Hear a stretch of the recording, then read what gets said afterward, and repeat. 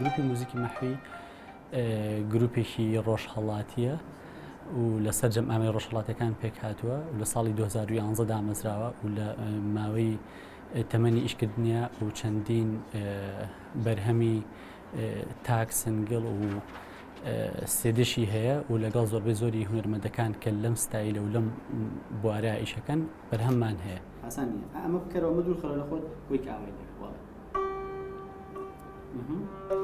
ئەگەر زۆرەکانی دەستناشین دانێتێت زۆر باشە نابێت زۆر دوور پێویستە ئێمەی کورد بەرە بە ئالاتە شەرقیەکان بێن گرنگیان پێبین تاواکۆڵنەوە کۆمەڵگەی خۆمانە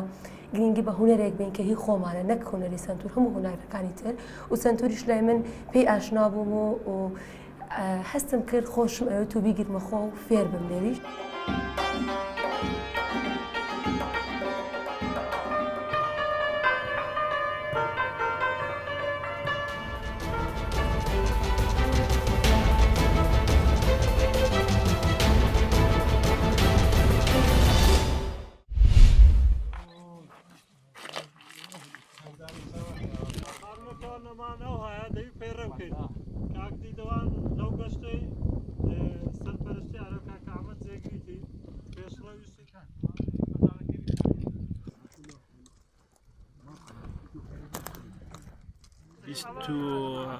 نۆ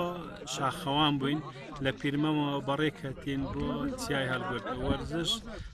سەحەتە ئاواتە یعنی ئاواتی خۆتە خۆت تەندروستی خۆتە و تەندروستی ژینگەیە کە دوورکەتنەوە لە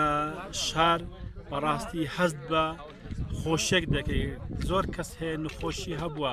ئەین لەگەر خۆمان هینایتمانە گەشت کە هاتە گەشت ئەو نخۆشی خۆی لە بیر چوویتەوە ئەنی داوای کردی جاریش کەشکەوا بێتەوە گەشت.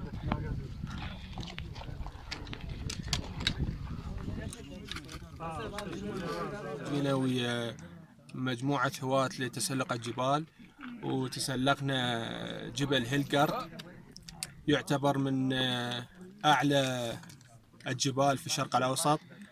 ارتفاعه 3607 متر فوق مستوى سطح البحر. صراحة التجربة كانت كلش حلوة تحديات بيها ومخاطر خصوصا انه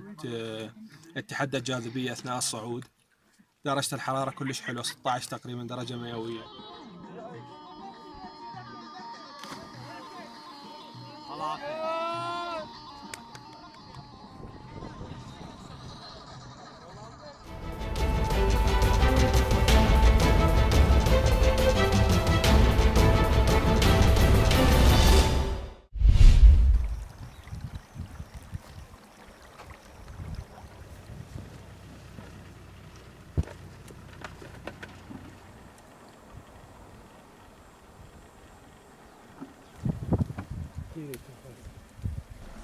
کاری ئەمە مشکلات و دەردەسەری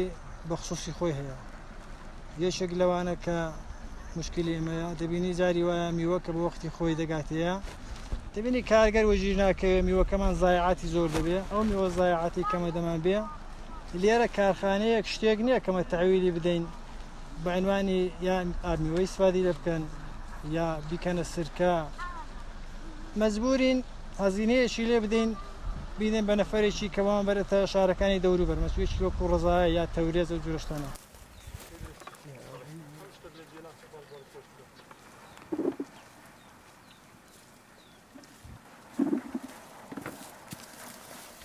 یەشێک بۆ خۆم کە مەسەڵەن دوو باغەمی زارە کردبوو نزیک بە 50 میلیۆن تومان فەقەت لەو دوو باغە زەرەر کرد بۆی کە ئەسڵ قیمەتی نەچوو سەری ئەو هەزینەی کە من دەمدا بە کارگەری کە لێ بکاتەوە بۆ منی بێنێتە تەڕەباری بیفرۆشم هەزینەی کارگەری بۆ من دەرنەدەنم مەجبور بووم ئەو میوەیە کە لە باغی بوو هەر بەو جوورەیە کە کڕیم ئەو جوورە بەجێ هێڵی ئەسڵ لێمان نەکردەوە فەقەت تێدادێکی زۆر زۆر کەممان دیکردەوە.